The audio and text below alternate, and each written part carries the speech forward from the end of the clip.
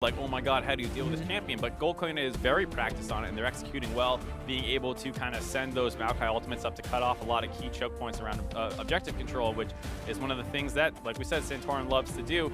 Already, though, we see that Caitlyn banned away. Like we were saying, with Revan, he does not particularly shine on the Caitlyn pick. That one's taken off. We haven't seen him on Kalista too much, I don't believe. So. And I would be interested to see if that's something that's going to remain a really high priority pick for Tempo Storm. It was basically first pick status, taken first in Game 2 and Game 3.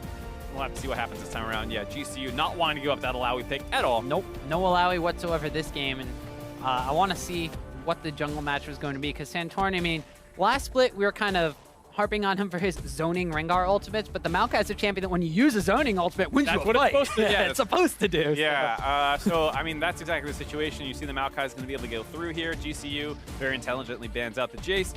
While there's all these supposed OP bans and this and that, you can't give them Cho'Gath on the current meta. It's important to play your opponent as well. And if Quas is going to go even with the Cho'Gath, that's fine. He's not in this crazy weird thing that you don't know how to deal with later in the game. So it's much more important to limit that Jace, limit that Alawi, and limit that Zac pick.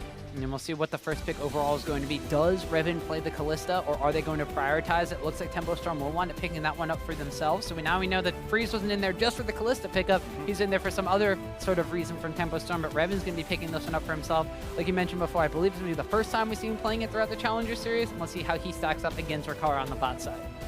The thing, too, is even with the Caitlyn, the Corki band out, there's still a lot of options for Rikara. They're going to break up the Thresh Kalista combo again here, did it in Game 2. And then you have things like the Tristana. You might see those kind of go up in priority a little bit just because we did see a lot of 80 carry bans recently with some of these matchups. Well, we did see the Tristana and the Jhin being banned away by Goldcoin United last game, so when Freeze didn't have his 80 carry quite yet and they took the Kalista away, they banned out the Tristana, who normally does very well into it in the lane, and then the Jhin, who's just really annoying, specifically with the lethality buffs more recently. But looks like they maybe want to be thinking about taking the Jhin away for themselves. Not necessarily sure how he does specifically in the Kalista. Kalista, of course, when she gets the right support, can be labeled in a bully lane. Jhin himself, you know, it's a little bit hard to lock down a target that's going to be jumping all over the place. It was traditionally not considered a great matchup. Things flipped around as the item breakpoints came differently. When lethality was super cheap and easy to get, Jhin was actually considered decent into Kalista just because you power spike so hard off that serrated Dirk, and Kalista isn't quite there. Now it's probably in a little bit of a different state because that was before Kalista came back into the meta so strongly with the play of the Rune King. Though we do see once again lethality is meta again, so it's hard to say exactly. It's the first time seeing it on 7-14, I believe, for us. Now, that said, this does give over the Galio counter pick to Tempo Storm, but this is potentially playing into what we said was a weakness of Tempo Storm, which is that they don't necessarily play with these picks that well. Right, and they don't necessarily play with the tanks on the top side of the map unless, you know, it was the Cho'Gath being played by Quath in the last game, so not necessarily known for wanting to, you know, conform to like the tank top lane meta, so this potentially could be a mid lane Galio coming out from Selfie, which again limits his carry potential a little bit. Exactly the point I was about to make. Just if it's Quas on it, great. It's a standard champion. You can't do any crazy shenanigans to you. If it goes to Selfie, you know, it's a super strong pick, but it's not exactly his playstyle. I'm sure he'll play it fine. The criticism is not on Selfie. It's on what the team needs out of Selfie, which is a lot of individual carry play. So obviously, I love the Gnar pick right away. Gets him a good matchup into the Galio, assuming that you play that matchup correctly. And then if they flex it away from the Gnar, it's still one of Solo's signature champions, and you're probably putting Tempo Storm in a position they don't exactly want to be. Exactly, and some of the open Quas champions to kind of go to are the Swain, which, you know, the Gnar will do okay into. You know, you don't have to win that lane outright against the Swain. You could dominate, you know, just through CS and then eventually make it into a team fight phase. But it looks like during the second ban phase, GCU will be focusing down a little bit more on the jungle pool. He at least does get banned away now that Tempo Storm hasn't prioritized that jungle pick. Whereas the opposite side, Tempo Storm are going to be trying to limit some of these mid lane matchups here, potentially getting something for Selfie that's advantageous. Something that they can definitely be looking for. I like the Jax ban as well. We saw Quas play that into, I believe it was Dyrus's Gnar, and they ganked it pretty heavily and snowballed that matchup. So heads up on that play because, of course, like we said, Fly can take that, or excuse me, Selfie can take that Galio pick. And I'm a little bit, I actually like the Elise ban as well because you don't have any priority on it if you're GCU. You're just going to play the Maokai over and over and over. The fact that Tempo Storm does not ban it out, great, you take the Maokai. If they did ban the Maokai out, you probably just take the Gragas as well and keep saving that mid lane counter pick. Instead, looks like they're changing things up, going for the Sejuani. Now, this is surprising to me given the fact that we don't really see anything that different out of Tempo Storm that would say, oh, we need something other than the Maokai, because I believe that they already took the Kalista Blitzcrank bot lane once, or they've had similar things before. It was game number 2 where they wound up winning. Yeah, so it's not a totally new look, and GCU sees something different here to say why they don't want Maokai. Yeah, so going for the Sejuani instead, maybe it's just because they have the Jin, which isn't necessarily more of a team fight champion. You want to set up these kind of pick potential things, and well, even then, Maokai still has some really good gank assistance on that, but we'll see what the Sejuani wants to do this time around, is it will be a Victor picked up in the mid lane for Selfie, so that will solidify Quas on the tanky top lane Galio pickup, and we'll have to see what the last response coming out from GCU is as 2 of the champions being banned away from the mid lane pool from Fly. You might just want to go back to that Vladimir, and if there's a repeat performance in game number 3, that's going to be great for GCU. And the difference is this time around that while Vladimir against Zed is a relatively even pre-6 laning phase, and then you need to be a little bit worried about the all-in threat that comes from the Ignite, this time around, Victor does just have like a decent matchup versus the Vladimir. Has really easy wave clear, especially once you hit that first item back where you get your Hex Core upgrade. It can lead to a situation where you're on your back foot a little bit here, and that can open you up to some jungle invades and things like that if you don't have priority around the mid lane. We'll have to see how that works out, though. I do like Tempo Storm's team comp as a holistic look at it. You have magic damage, you have tankiness, you have playmaking, you have everything you'd ever want in a team comp. It's just about going out there and executing. The question is this the team comp that they like to execute? Is this Tempo Storm's bread and butter?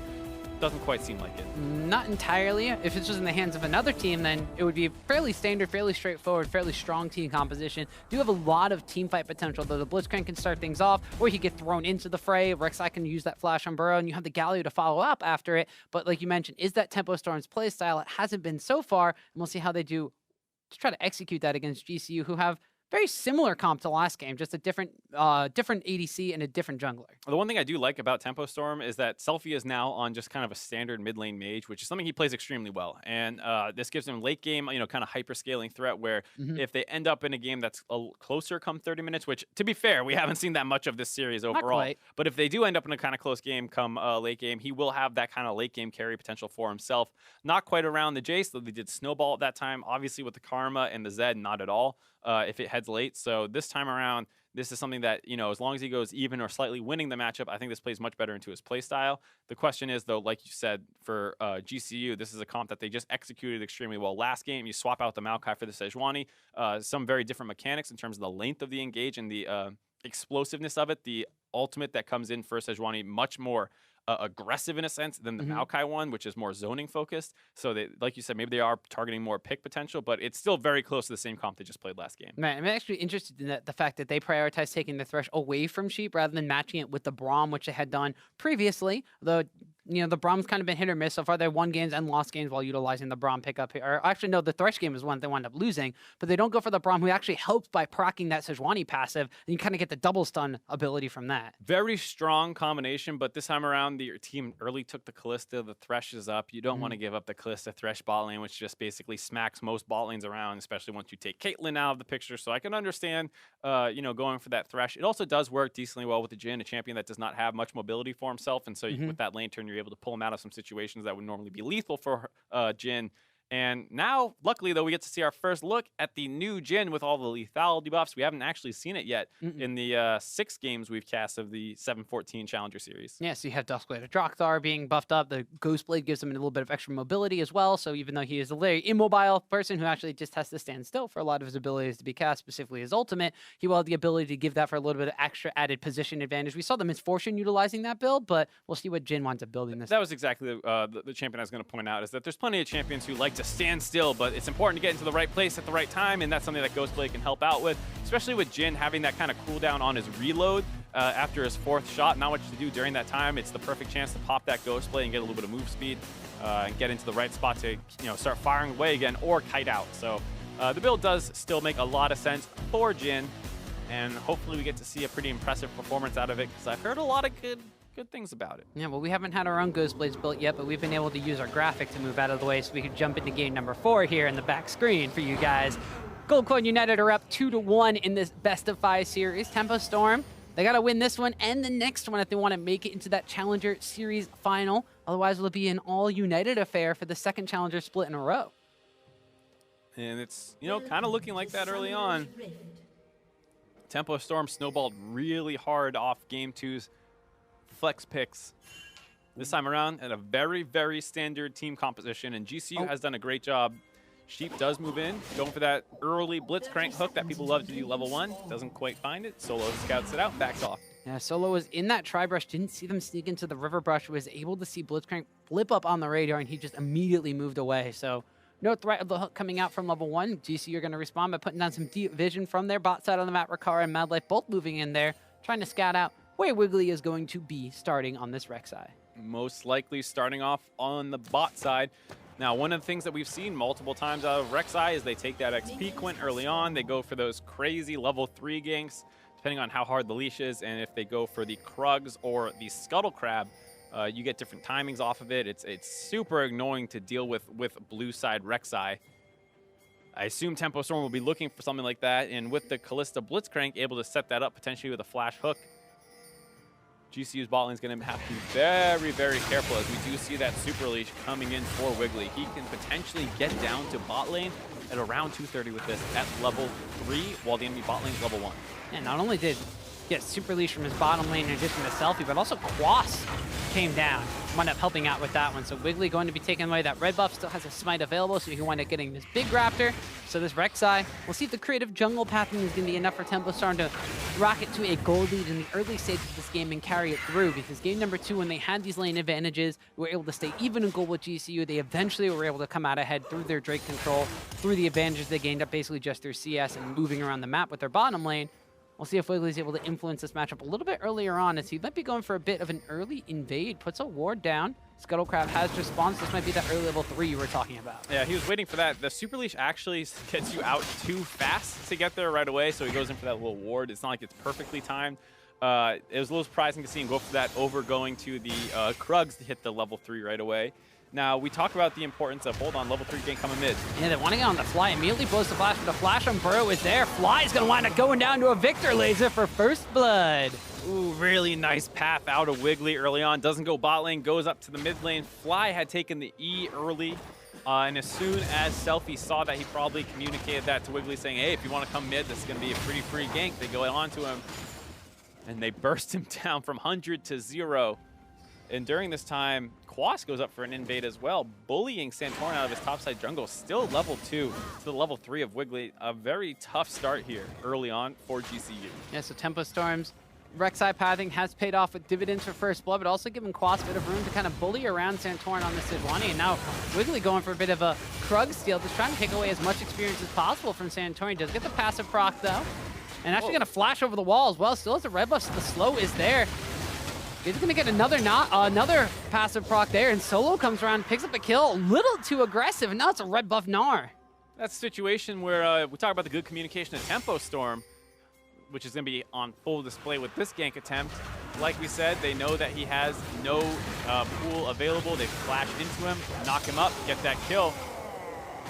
Not quite respecting the potential cheese, and then the really nice answer out of GCU, the fact that Wiggly is deep in their jungle with no flash, fighting over the Krugs. Yeah, the nice collapse that comes in from the rest of the team. Once he tunnels over the wall, the flash followed by Santorin, and the collapse by Solo gets him red buff and a kill, which is going to be extremely annoying for the Galio, as if that matchup wasn't difficult enough. Going to have to eat some extra burn out of that Gnar.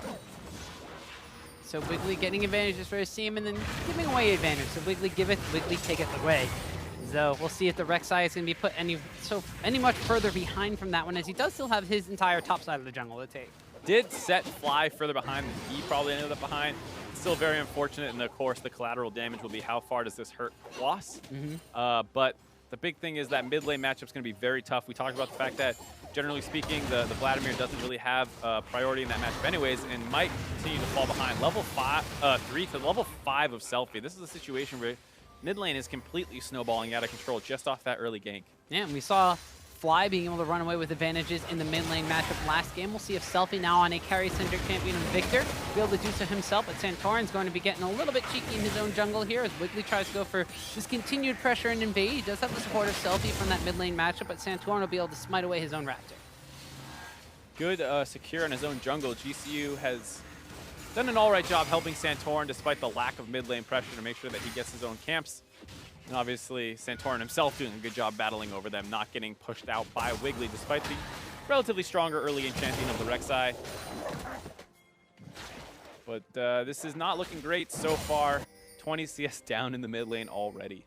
And we wanted to mention the fact that Revan being subbed in this game number 4, is he going to have the same kind of influence over the bottom side of the map as Freeze did in the lane matchup so far? A couple of CS advantage in their favor, but really the story has been this mid lane match where Selfie is now 20 CS above Fly, and we saw him just with the threat of the laser zoning Fly away from any CS underneath his own tower. Hit 6 early on, and I mean, this is one of those things where it's difficult to criticize Fly for that early death, just because I've talked about this a couple times. I think the fact that Rek'Sai can do these kind of early aggressive paths, and even blue side in general, is absolutely ridiculous. It's something that needs to get taken care of and has been in the game for far too long, given how strong it is, as we see Solo kind of pulling out Quas on the top side a little bit. But I will continue my rant. I think it's absolutely ridiculous that this has not been addressed yet, the crazy leash that can happen down the bot lane. And you see the difficulties of playing around it, because in order to avoid that kind of pressure early on, you need to seed so many things. The fact that GCU's bot lane had kind of pushed up level 1 actually hurt them, because they can now get that wraparound gank on them. So you kind of need to seed level 1 in your bot lane. And now your mid laner needs to take his defensive ability early on as opposed to another attack ability. Or given the fact that if you didn't even have a defensive mobile mid lane mage, you just died to that almost 100% of the time. And you know, he did walk forward at that point to avoid, you know, or to get his empowered Q off to heal up, and that kind of put him in a bad position. But just this path itself opens up so much pressure on the map. It's insane to try and play around, given the amount of things you need to concede. But that said, maybe they can answer in the mid lane. Yeah, Santorin's able to take a path of his own. His Fly's actually going to flash after Selfie, who flashes over the wall. Santorin, not yet level 6, does not have his ultimate ability available to lock down on Selfie, so a trade of summoner spells in the mid lane. Actually, the Ghost is used by Fly as well. A little bit of an overextension there by the side of Fly. He was a little bit hungry to try and get a kill back for himself, but it's the kind of situation that as soon as you get the flash out of Selfie, you back off, let Santorin hit his 6 and make a repeat gank. Now, without his summoners available, he might be prone to getting ganked. You got no flash and no Hemoplague available, so you have a Sanguine Pool, but it's only going to delay you going down as Selfie picks up his second kill. Just a moment too late on the Sanguine Pool, still gets knocked up, doesn't quite get anywhere. He ends up going down to that gank again, and there you see instantly punished for the over-aggression just a moment before. Yeah, so now Tempo Storm, they solidified themselves some early game advantages, and more importantly, it's on the guy who they want to have those early game advantages on in Selfie. So he goes back, upgrades his Hex Core, has picked up a pair of Ionian Boots of Lucidity for the extra cooldown reduction as well. So now Fly, he was on the winning end of a matchup with this Vladimir last time around, but now he's the one getting bullied around, and we'll see what Selfie can do for Tempo Storm to transition this lead. We talked about how we like the fact that he is now on this Victor pick. Here you see the punish coming in, just all too easy, no flash available. A moment too late on the pool to avoid getting that knock-up given to him. Gets taken down, and Selfie, we talked about being in prime position to carry with a little bit of a standard control mage that scales well into the late game.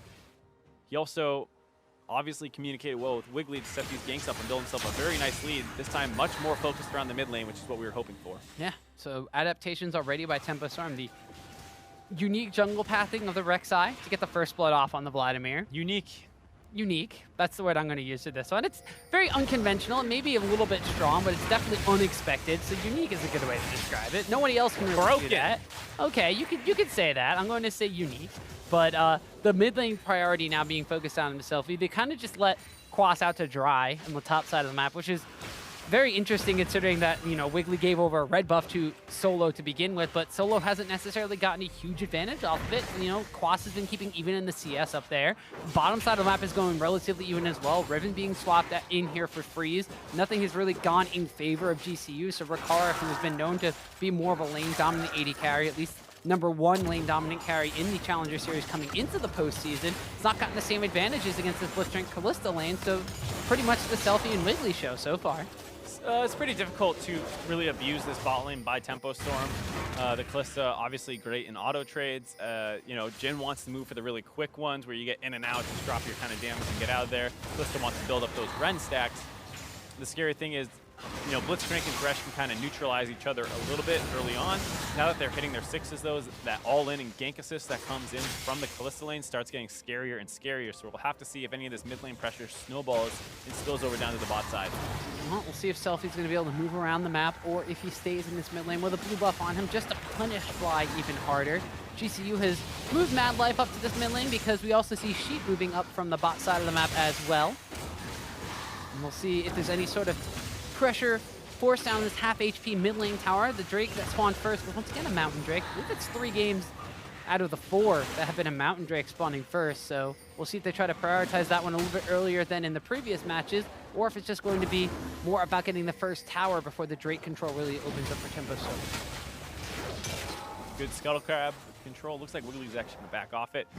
Overall, I'd say, you know, to be fair to Fly, he's done a good job of stabilizing since that kind of disastrous early game. Still gave up the 2 kills, but hold on. Quas actually has to flash away just to get the Justice Punch off. His good trade there by Solo, who just waiting in a brush. Yeah, really nice play getting the chain CC onto Quas right as his Mega Gnar form was wearing out, and then getting in front of him so he can't Justice Punch to disengage that situation. Gets a lot of good damage on the Quas, forces that flash out. Needs something to go in their favor based off how bad this early game was going. Mad Life now caught a little out of position. Has to use the box well. Chaos Storm is there, flashes away from Wiggly, who was tunneling forward. Didn't quite have his own flash up just yet, but Mad Life being better safe than sorry as Quas teleports back up to the top lane, so Solo does have the teleport advantage over his solo laner, but Victor has the mid lane priority and more importantly the mid lane party on his side over GCU's mid laner. Very greedy by Mad Life going for that kind of vision control by himself. Both Santorin and Fly have gone to reset, getting some purchases in, and Mad Life was alone on a solo mission there getting the wards. Ends up having to lose his flash and ultimate. But the nice thing is it will be hard for Tempo Storm to get aggressive around that bot lane, because like you said, they do have the teleport advantage on GCU. Quas can still roam though, has the heroic entrance available to still make some global map plays, and you see him hovering around this mid lane for a potential fight. But he'll have to go back topside soon as Solo has completed his Black Cleaver and is going back up to the top lane. Tempo Storm has been relentlessly pressuring down this mid lane tower. They want to open up Selfie to move around the map. It's already down to about 1/4 of its HP.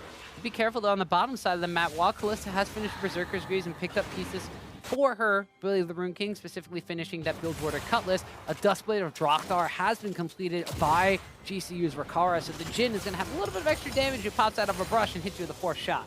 These are some of those power spikes that we were talking about that were so important in this matchup before. Now you see the Duskblade of Drakthar, all things being equal, getting completed before the Blade of the Rune King. A little bit cheaper of an item.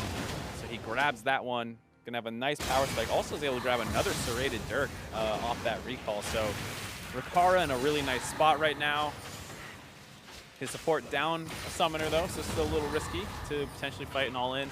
Looks like GCU is in a little bit of full stabilization mode right now. They're just focused on sitting at, you know, this small gold deficit right now, even though it's a pretty big one around the mid lane. But stabilize there, you'll be okay. You see it's about 1,000 in the mid lane, but CS advantages elsewhere on the map. You see Solo's relatively far ahead, small advantage for Rakara and Mad Life as well. Yeah, so the mid lane will be the lane that Tempo Storm wants to try to prioritize since they have the gold lead and the advantages there. But top side is one that GCU wants to go for. And Wiggly waiting around the corner here, waiting to go over the wall, but he is scattered up by Santorin, so both junglers will just back away for the time being. But if Solo is able to keep these advantages he has over Quas, now that he blew that flash because of that brush bait, he was able to just get the CS advantage off the fact that he got one summoner spell out of his opposing top laner. So there's those advantages there. Bot lane is still going relatively even. And the fact of the matter is, while Vladimir was targeted down in the early game, now he's level 9. His transfusion is going to be healing him up extremely well. He's also completed the Spirit Visage against a double AP composition. Very nice to have that completed. That said, generally speaking, Vladimirs these days do prefer going the Hextech first in a lot of matchups. I'm sure this was a situation where if he was able to go even or ahead, might consider that item, but given that he's behind, and like we said, focus more on stabilization, going for the Spirit Visage, which is still, by you know, a great item for a Vladimir to go. Well, Wiggly has his Flash and the Unburrow available. We'll see a Fly with both of his summoner spells before he falls victim to that one. But Selfie with his Booba freshly donated over will just be content to just wave clear and spam spells away. Santorin, though, coming out the backside, gets the flash out of Wiggly. The Hemo Plague went down as well. Selfie dropped extremely low. Santorin going to follow up with a quick ultimate from the Sejuani. But they are going to back away because Sheep has shown up from the bot lane to play. It looks like all of Tempo Storm are trying to focus on this very low HP mid tower. Yeah, there's the mid lane ARAM once again, but this time finally able to break that mid lane turret. A little surprised to see Santorin hold on to the ultimate that long. They could have potentially thrown it at Selfie, but he does have the cleanse available, so he can easily get out of it without losing much. Ends up throwing it at Wiggly, but not enough to deter this push from coming in. They grab the mid lane turret, and they're going to be able to grab the Mountain Dragon now. The stalemate being broken a little bit here by Tempo Storm. Tempo Storm, after getting that first tower gold, will get the first dragon on the map as well, so they've been able to solidify themselves some advantages here in the early game. Jumps out to about a 1,000 gold advantage in their favor.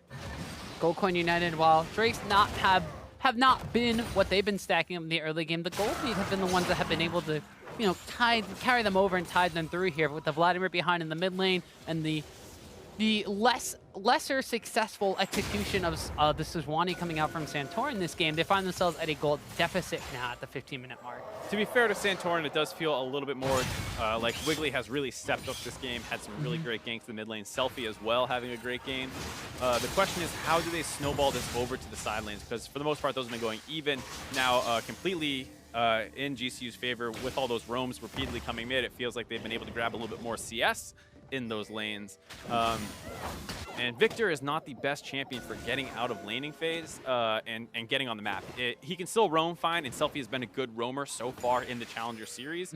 He's just going to have to execute it here in the semifinal Game 4 to bring his team to a Game 5, because otherwise it won't be too hard for GCU to kind of keep winning these side lanes if it just ends up with Victor hovering around the mid lane. Right, and so Goldcoin United will they'll also have to eventually transition these even lanes or slightly ahead lanes into advantages for themselves, as Tempo Storm will be the first ones to move their dual lane to a different lane here. Top side of the map is going to be where they focus, with already the rotation coming in from GCU. Solo's moving down to the bottom side. He has his teleport available, as does Quas. Both of them are going to be channeled. Rakara gets his first taste of some Victor lasers. They're taking a lot of damage. Quas teleports in, immediately has to flash away though, but a hook winds up landing down onto Fly, and he's dead before he can even flash or pool. Goldcoin United have to go into full retreat now as the Chaos Storm zones them away. Great hook out of Sheep and a great rotation out of Tempo Storm.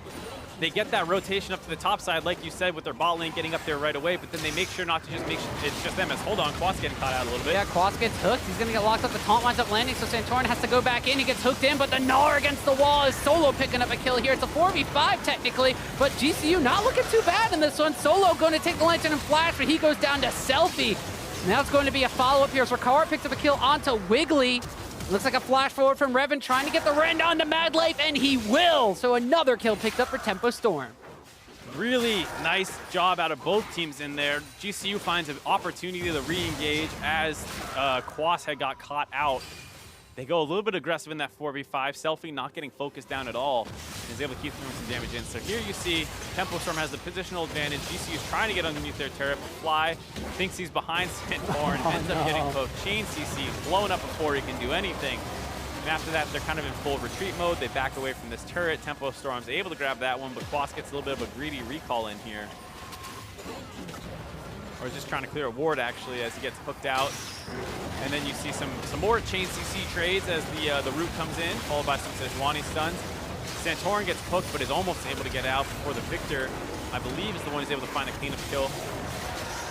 And they almost get Sheep as well, forced to flash out. It's, Rek'Sai goes in.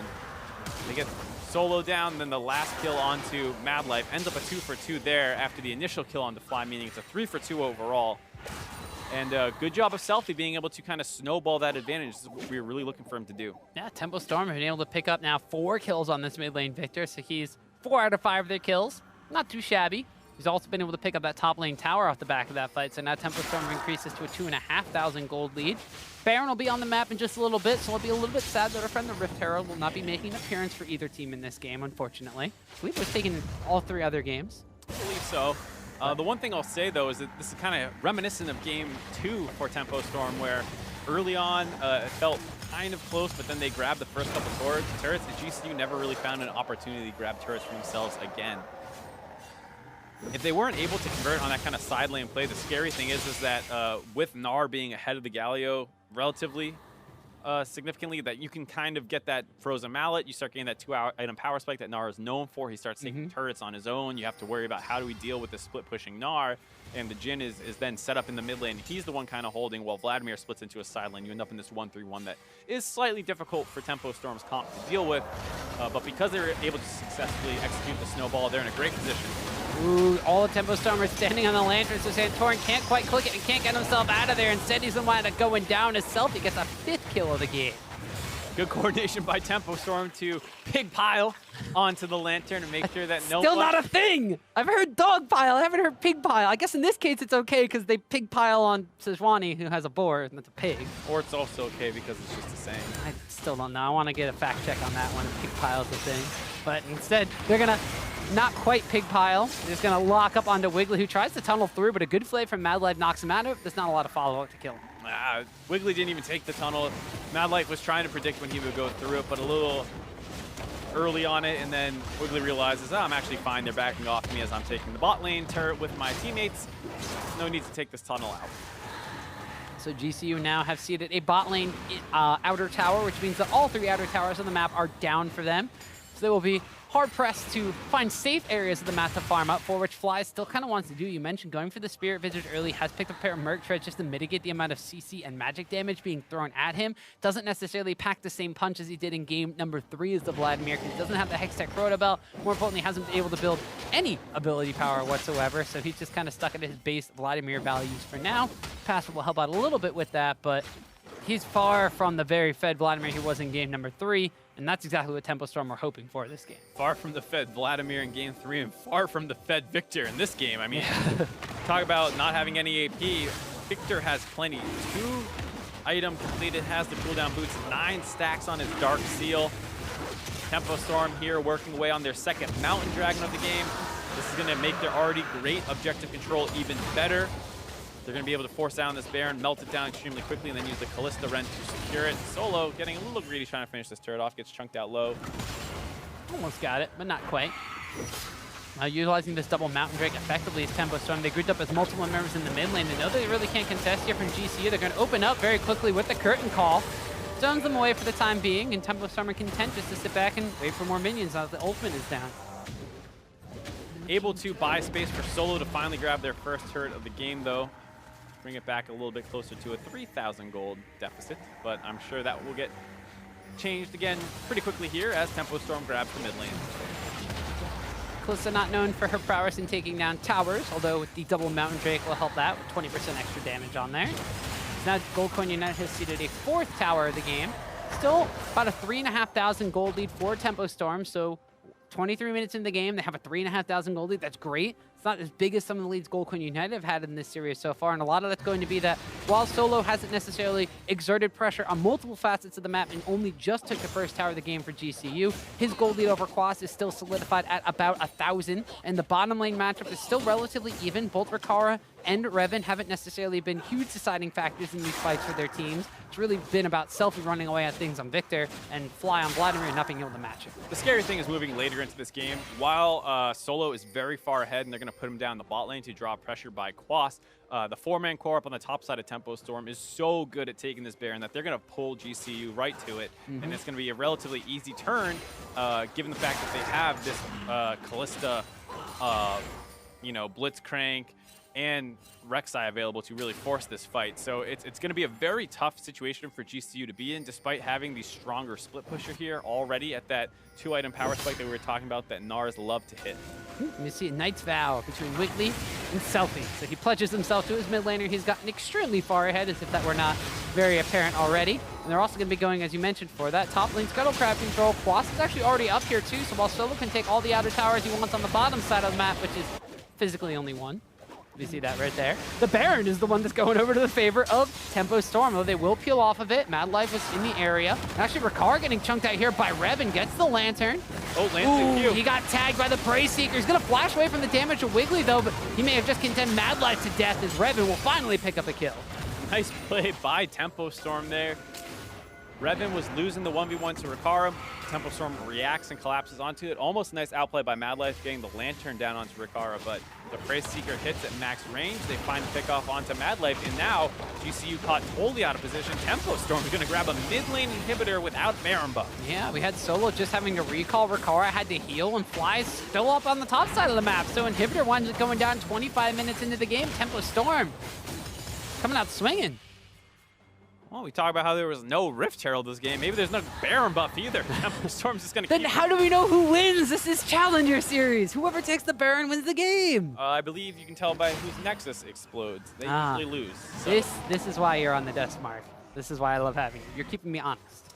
And the big thing now is the fact that, actually, not even kidding, Tempo Storm might not need to actually grab a Baron. They could just send 4 people with force round inhibitor. I mean, that's a lot riskier of a way to play it than going for the Baron buff, which I think you'll see them set up for again once they get the reset off. But really tough spot to be in for GCU here.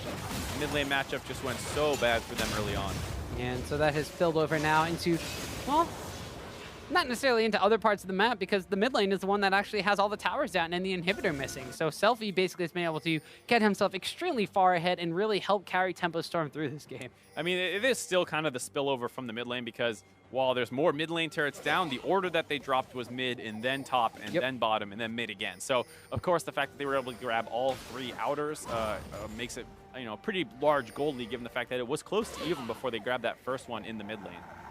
Now, Tempo Storm, as you mentioned, might not need to take the Baron, but baiting the Baron will guarantee them a fight that they could just use to push up that mid lane to the Nexus towers, where super minions will be pushing down in. GCU, though, they're kind of grouped up around this mid lane, or pushing away, and actually Quas might get caught out here. Gets locked up by the hook, gets locked up by the Deadly Flourish, tries to flash away at the Justice Punch, will get caught up. At the same time, Tempo Storm is starting this Baron. It's extremely low, flies in the backside, but it will be secured there by Revan.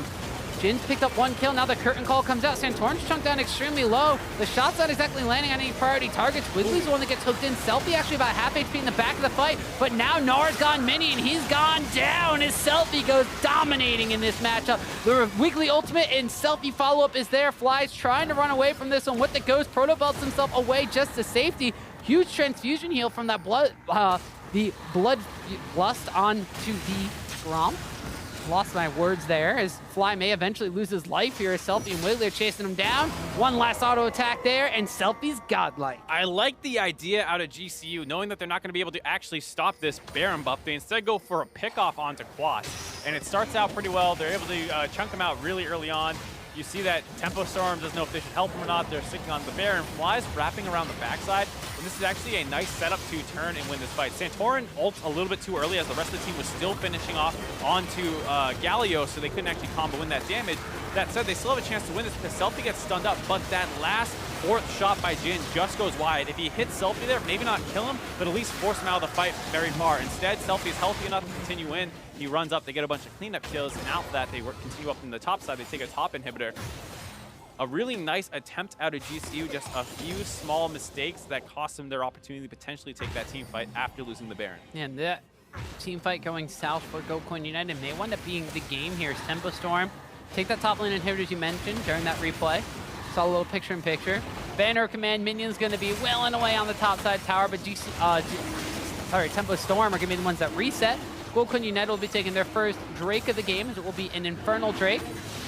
Look, Tempo Storm only have 1 lane left on the map. They really have to pressure down. It's going to be that bottom side, and with the fact that their opponents are already taking the Dragon, they're A-okay to just pressure away on this bottom tier 2 tower. Quas and Selfie have already grouped up for this. Sheep is over the wall as well. If they catch somebody out here, that could just spell GG for GCU. Yeah, they have to send members back to the base right now. You see Fly up in the top lane trying to deal with these minions. Not quite a super creep wave yet, apparently, as that's going to be the next one coming in.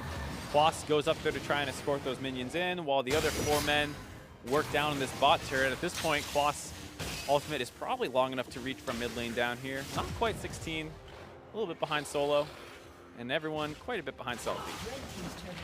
So we have the last outer tower on the map going down, and Tempo Storm, Baron buff and all.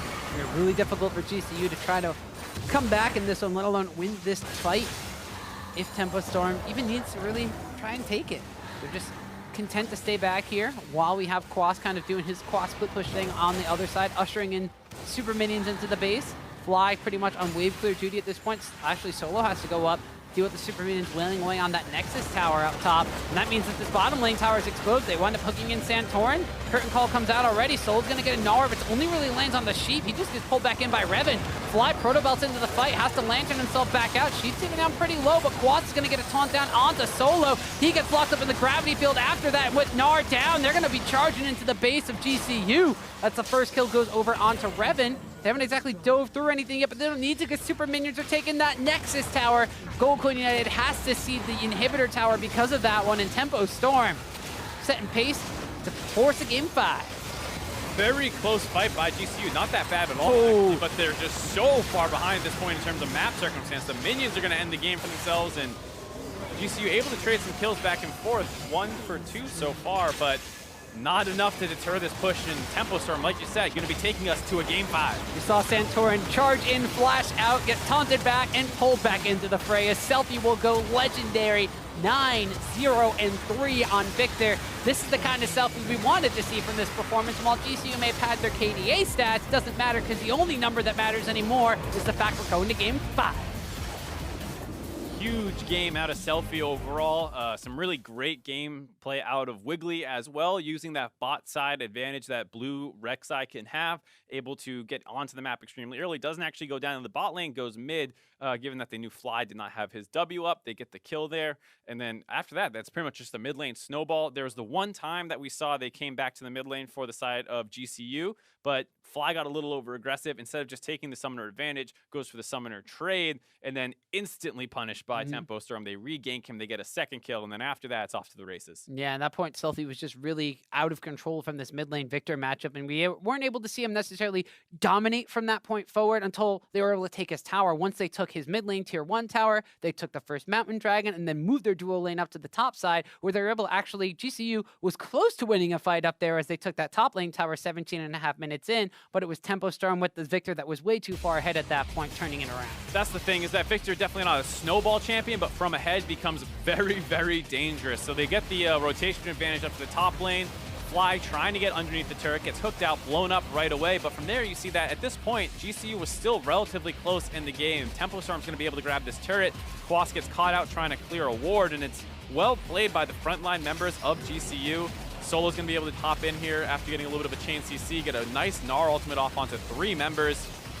Rikara throwing in a lot of damage from the backline, but this whole time, Selfie's going to be untouched. They blow up Solo, who just went forward. Last auto attack finishes him off. Selfie continues to run through. Wiggly goes in, kind of trades his life, thinking he might be able to get the execute damage. Not quite the case, but Revan also unfocused during most of this. Gets a couple Ren stacks into Mad Life and pops him as well. And as we were talking about the fact that it was pretty much the Selfie show, and we kept saying Selfie, Selfie, Selfie. Yeah, that's why. You can see his damage right there being a big focal point as to why. But we talked about the fact that they were able to get a kill for Gnar on the top side because Wiggly kind of traded over his life for a couple of Krugs on the top side early on. It gave Gnar an advantage. So Solo had an advantage over Quas. He wasn't able to really push to the furthest extent until after he blew the flash, like around level 9, which is after that red buff expired. Bottom lane's pretty much traded even. There was no real kill threat from the fact that the Kalista and the Blitzcrank lane also just had the ability to turn any of those trades around with a Blitzcrank hook. So because the two side lanes are pretty much even, the mid lane where Selfie was basically dominating Fly was the big just deciding factor because everything else was pretty much 50-50. The only factor was Selfie was 100% and Fly was basically 0%. Yeah, and I mean,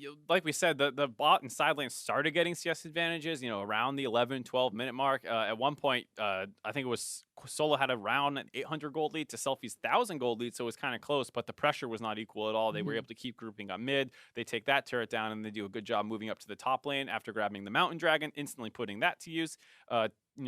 GCU was a little slow on the play. They had to cut all the way up through mid lane to get underneath the turret. Good job cutting that off. And then GCU still took a couple stabs at this game. They had that one Baron fight where they were almost able to take it. A couple things just went wrong. Santorin ulted probably a little bit too soon. The 4th shot just went a little bit wide, didn't actually ping out onto Selfie. It was a good attempt, but they were so far behind that was a little bit of a miracle fight anyways. Yeah, and you mentioned the fact that even though Solo's gold lead over Quas was very similar to what Selfie had over Fly in the mid lane. The fact that Tempo Storm played around the fact that Selfie not only was the focal point of the map being in the mid lane, but was the point of strength on their team, whereas GCU had a harder time playing around Solo being their focal point because he was kind of, the split push threat Gnar who would eventually group up with the teleport in team fights. They couldn't necessarily apply pressure on that top side of the map. Their bottom lane was kind of stuck down there, keeping the Kalista and Blitzcrank at bay. They couldn't really rotate them up top and maybe get like this tower trade situation going on. Tempo Storm played around their advantages better. Right, it's the kind of thing where it's much easier to group up and push around mid lane because you don't actually need to reset and run all the way across the map. You can just cut up through the river, excuse me, and especially if you're already going for vision control, given that your jungler is ahead too. Rek'Sai a better matchup into Sejuani. We saw a couple times Mad Life got caught out going for vision control, and then they just group up mid, and then you have to respond. You can't necessarily go topside unless you're going for a complete trade, but Galio, a little bit harder to trade against than the very shut down Vladimir. Yeah, and so with the Vladimir being shut down, you know, the Gnar not being able to really do anything on this side, Golcoin United was really kind of hard pressed in this one. They did still try to go for a couple of engages, but one of the things that was a little lackluster in this composition was, you said during the game, it wasn't necessarily his fault because Fly fell behind extremely early on, but Santorin on the Sejuani pickup was not nearly as effective as he had been on Maokai for 3 games, even in the game that they lost game 2. Yeah, but like I said, I don't put this on Santorin at all. I mean, the fact that Wiggly found a good gank, Santorin did answer mid lane in what should have just been a summoner advantage for them, and then they can potentially re-gank when he hits 6. Fly gets a little bit greedy, goes too far forward, and then the wave's pushing away from him. Now he has no summoners. Pools a microsecond too late, gets knocked up into the air. He gets killed, and then like I said, after that, Selfie is 100% online as that Victor gets his Lucidity boots and his Hex Core upgrade, I believe, right off that purchase. And if you're getting that at level 7, that's super good for you. Yeah, so huge power spike from Selfie and a huge performance from a player that we were kind of wondering where he was in Tempo Storm's other games. But we got to take a break. Don't go anywhere, though, because this series is headed for game number 5. In just a few minutes, we'll see if Golcoin United or Tempo Storm claim victory.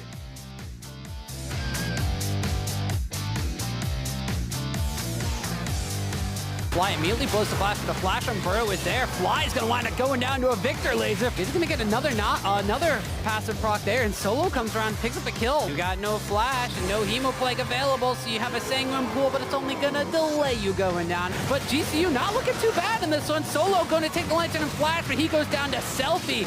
Now it's going to be a follow-up here. So Ricard picks up a kill onto Wiggly. All the Tempo Stormers standing on the Lantern, so Santorin can't quite click it and can't get himself out of there. Instead, he's going to wind up going down. But now Gnar's gone mini, and he's gone down. His Selfie goes dominating in this matchup. We saw Santorin charge in, flash